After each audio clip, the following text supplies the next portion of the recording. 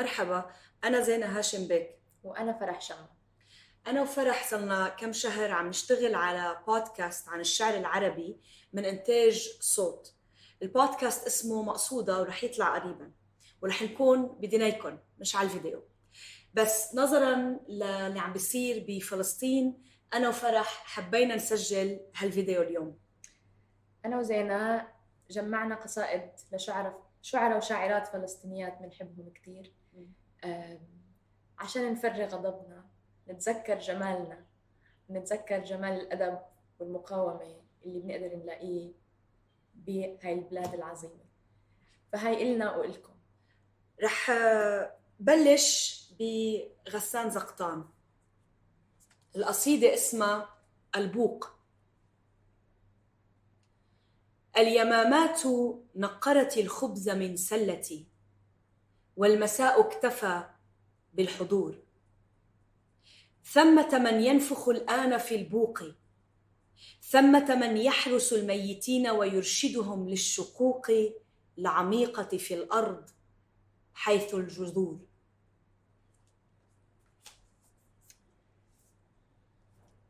أنا بدي أقرأ قصيدة لسمر عبد الجابر من ديوانها كوكب منسي.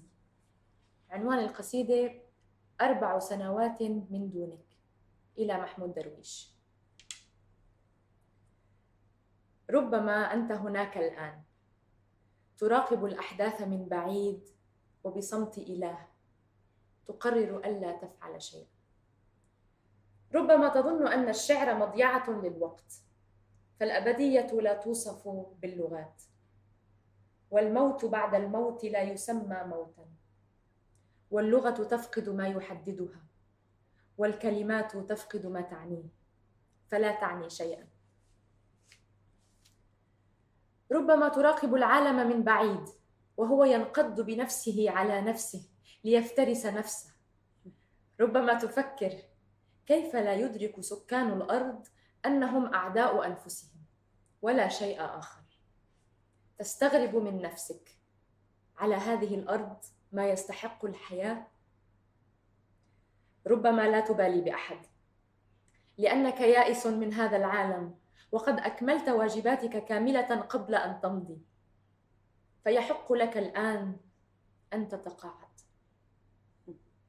ربما فقط من وقت إلى آخر، أو هكذا يحلو لنا أن نصدق، يباغتك الحنين من حيث لا تدري، فتقرر أن تكون نسيما يعبر بكامل حريته من الكرمل إلى بيروت. ربما فقط، أو هكذا يحلو لنا أن نتخيل، تكتب قصيدة وترسلها إلينا عبر شعاع الشمس.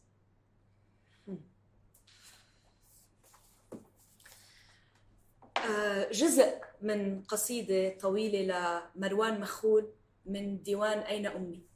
لماذا نخاف من السلاح الذي لا يفعل شيئا من دوننا؟ كلما أيها الطائفي كبر الصليب على صدرك يصغر فيك، والهلال كذلك. قد لا نغير هذا العالم بما نكتب، لكن قد نخدش حياءه. إذا قسموا وطني إلى دولتين هاجر. الضبع لا يختال الضبع أيها البشر. في العاصفة وعلى متن القارب نضرب الأمواج بالمجاذيف كي تهدأ. بعد الغياب الطويل أراك، فأذرف الدمع كما بعد الليل الطويل تطل الشمس فيبكي الثلج. حتى لو سرق الغربيون الشرقيين فعلا، فلن يستطيعوا أن يسلبوهم رؤية الشمس تشرق. أنت الوحيد الذي حين نخلع ملابسنا لا نخجل منك يا الله. لكي أكتب شعرا ليس سياسيا، يجب أن أصغي إلى العصافير، ولكي أسمع العصافير يجب أن تخرس الطائرة. أنا اخترت قصيدة لأسماء عزايزة من ديوانها لا تصدقوني إن حدثتكم عن الحرب. رح أقرأ مقطع من القصيدة بعنوان الطريق إلى الفرح. أحاول أن أتخيل لون الماء المنقوع بامتحان الرب. إنه أخضر كالسهول التي زرعها أبي باللوز وصودرت كطفولة إديث بياف. أحمر كصوتها في الأغنية التي علمتني كيف أن المازوخية حق وأن جهنم حق أيضا، وطريق معبدة إلى الفرح لا يقطع أوصالها مبعوثون بأجنحة بيضاء ولا قضاة بموازين للنوايا. النوايا حسنة دائما، حتى إن الذئاب لم تقصد نهش قلوبنا. إنه الجوع وأنا جائعة للفرح. مقطع من قصيدة لسميح القاسم.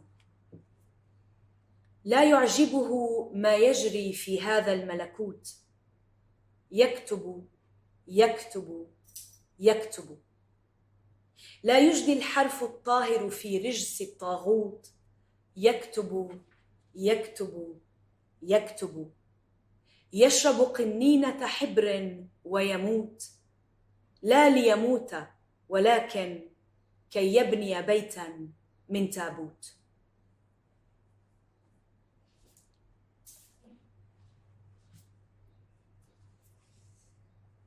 هاي من ديوان أدرينالين لغياث المدهون. الفيزياء، لعنة الله على الفيزياء.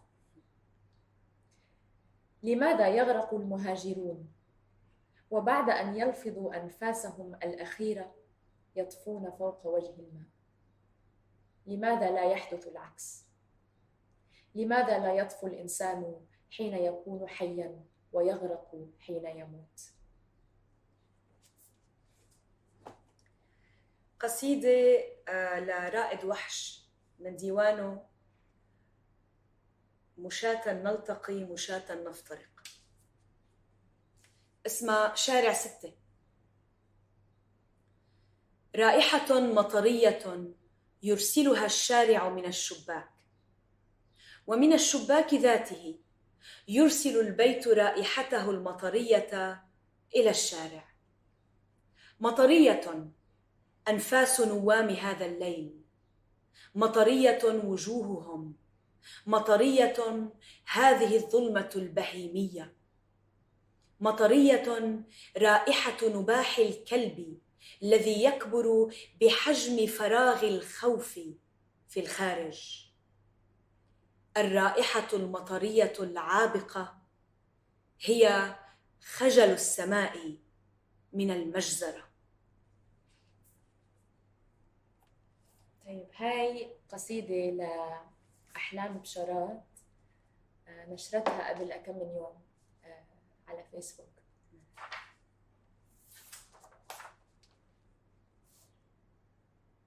رأيت طريقاً ميتاً على الطريق وتركته على الطريق.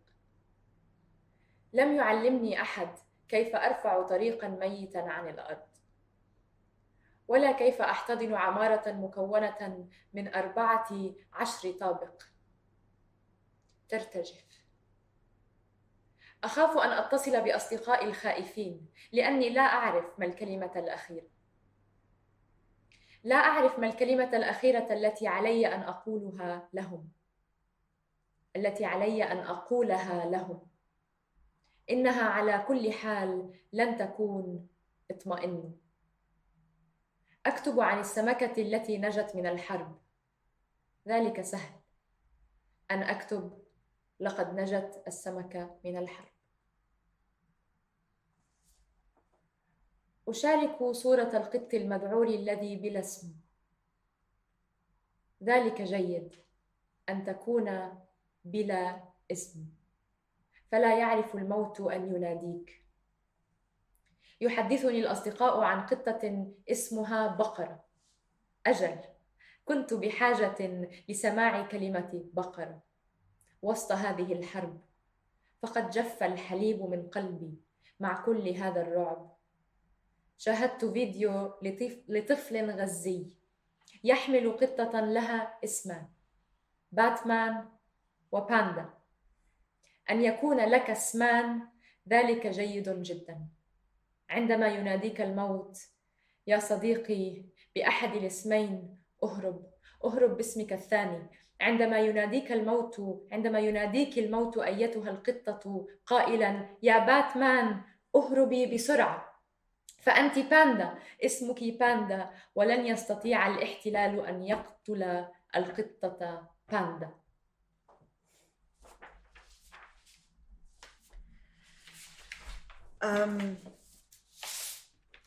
مقطع من قصيدة لمايا أبو الحيات، القصيدة اسمها طريق للضياع. قد فكرت بالهرب مثلكم جميعا، لكنني أخاف الطيران، أزمة الجسور، حوادث السيارات، وتعلم اللغة. أخطط لهرب أبسط يشبه الرحيل، ألم أطفالي في حقيبة وأحملهم إلى مكان جديد. أنا حائرة في أي اتجاه أذهب، لا غابة في هذه المدينة، لا صحراء أيضا. هل تعرفون طريقا للضياع لا ينتهي بمستوطنة؟ لقد فكرت بمصادقة الحيوانات، حيوانات أليفة تعوض أطفالي عن ألعابهم الإلكترونية.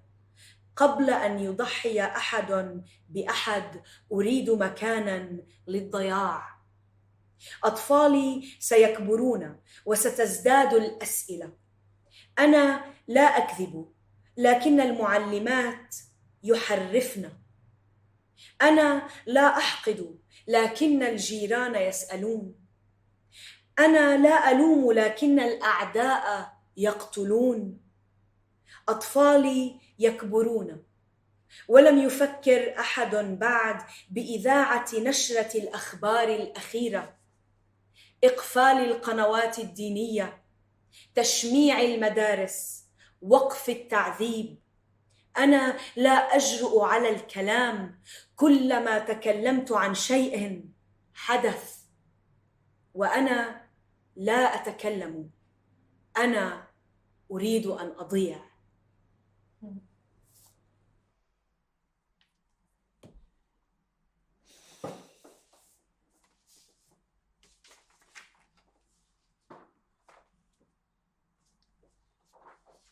هاي قصيدة لمحمود درويش،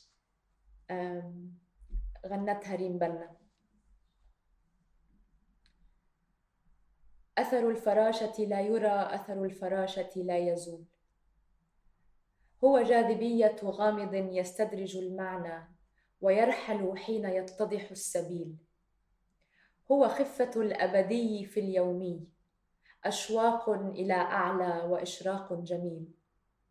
هو شامة في الضوء تومئ حين يرشدنا إلى الكلمات، باطننا الدليل. هو مثل أغنية تحاول أن تقول وتكتفي بالاقتباس من الظلال ولا تقول. أثر الفراشة لا يرى، أثر الفراشة لا يزول.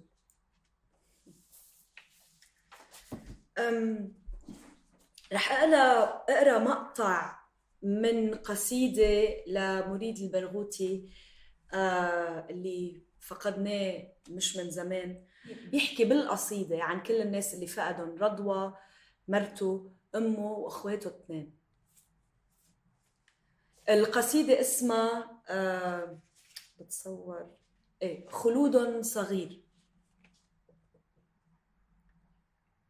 خلف أزرار هذا القميص الخفيف أواصل أشغال من ظل حياً، أدفئ رضوى من البرد.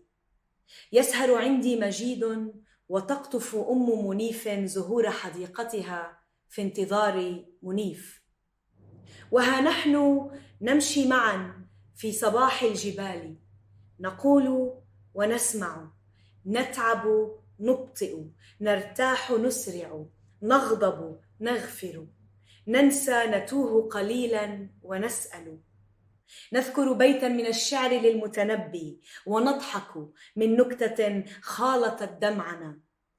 هل أغير للموت رأيا وأقنعه أنه فاشل؟ أيقتنع الموت أني أسير بأقدامهم؟ فخطاي خطاهم وعيناي أعينهم والقصيدة إصغاؤهم. هل سأقنعه أنهم يحدثون لي الآن مثل النجاة ومثل العناق؟ يحدثون لي الآن حتى نطيق معا عبء هذا الجمال الذي لا يطاق، وأن خلودا صغيرا يباغتنا الآن فعلا.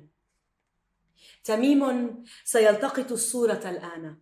قلت انتظر لحظة، سوف أصلح ياقة رضوى وأدني منيفا وأمي إلي وأطولنا والدي ومجيدا إلى المنتصف. أيقتنع الموت أن بعثنا هنا كاملين وطرنا معا من يديه مع الطير فوق البحيرة؟ صرنا البحيرة، صرنا الجبال وصرنا الظلال وصرنا مقاهي الرصيف. ها أنا أطرد الشوق من لغتي، ها أنا أطرد الشوق من لغتي. وهل الشوق إلا اعتراف بكسر المكان مكانين والجسم جسمين والواحد اثنين؟ إن الضفاف هي النهر، من دونها لا نسميه نهرا، وإن الجبال تصير جبالا بوديانها. والزهور، أتنمو الزهور على غير سيقانها أو تعيش المقابض دون السيوف؟ ومن يفصل الطير عن ممكنات الجناحين والموج عن جسد البحر؟ من يفصل الآن بين السفينة والماء؟ من قال إن الربيع انقطاع عن الصيف؟ من يفصل الغيم عن درجات البياض؟ ولا هالة في السماء إذا البدر ما كان في قلبها. هل أنا قلت هذا أم ارتجلوه فوافقتهم؟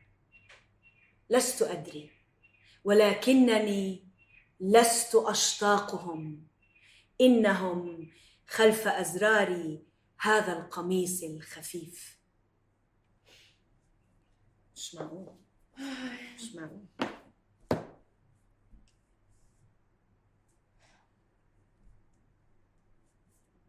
خلينا نتذكر ليش بنكتب، ليش الناس بتكتب. لأنه في خلود، يعني في خلود زي فلسطين وراء أزرار القميص، نفس الفكرة. ما في إشي بياخد أشياءنا الغالية ولا إشي. طيب، من مريد لتميم.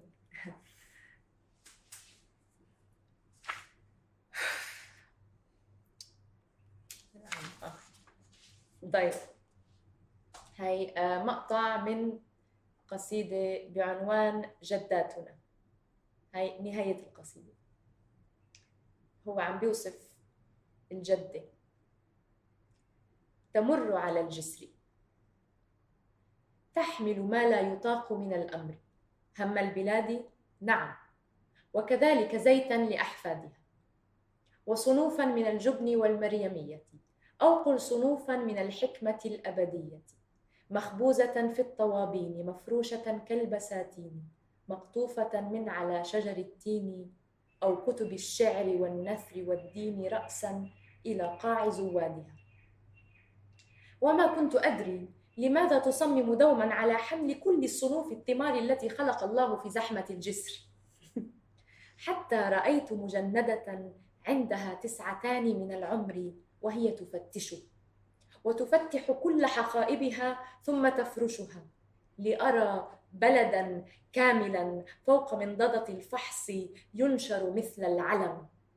فقل للعساكر في الجسر يا أمة من غبار الأمم، ويا من تهينون أهل الكرامة للعنصرية أو للسأم، إلى أن تكون لكم جدة مثلنا، إلى أن تكون لكم جدة مثلنا، إلى أن يدور الزمان وأن تحملوا حملنا، إلى أن تروا أن قتل سوانا لكم لا يحل لكم قتلنا، إلى أن يكون لكم مثل هذا. تنحوا وخلوا الطريق لجداتنا أن تمر، لتجعلكم قصة مثل كل من احتلنا.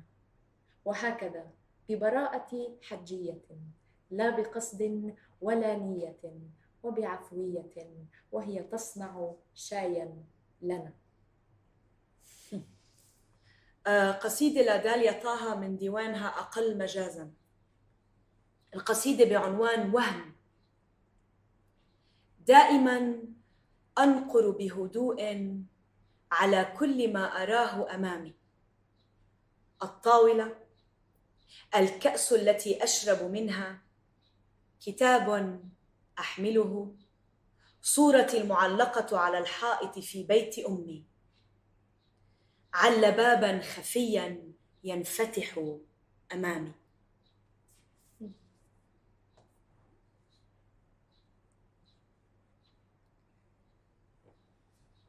وهلأ قصيدة من ديوان كلما اقتربت من عاصفة لنجوان.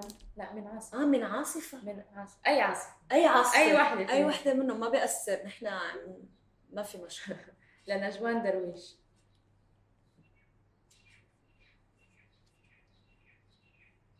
قصيدة بعنوان تفكر ببيت صغير. على موقف باص الضحى تفكر ببيت صغير في بلدة على البحر، تزعم أنها أم مدن الدنيا. تفكر بينما تسير في جنازة الرأسمالية النابضة، الجنازة التي تباع الخطوة فيها بالسنتيمتر المربع. على موقف باص الضحى تقول إن الحياة تأخرت، أو إن باصها مضى، لكنك تظل واقفا تفكر ببيت صغير يخبئه النسيم وتفضحه الأشجار عند سفح الكرم.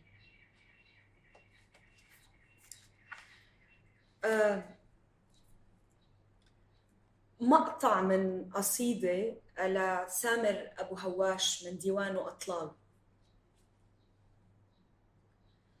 لا أحد في البيت، فقط طفل في السابعة يستمتع بالبرودة على المصطبة، منشغلا بتخيل حيوانات خرافية على سطح بلاطة قديمة. ينظر فجأة بعينين واضحتين، يراني على بعد 40 عاما ويحزن.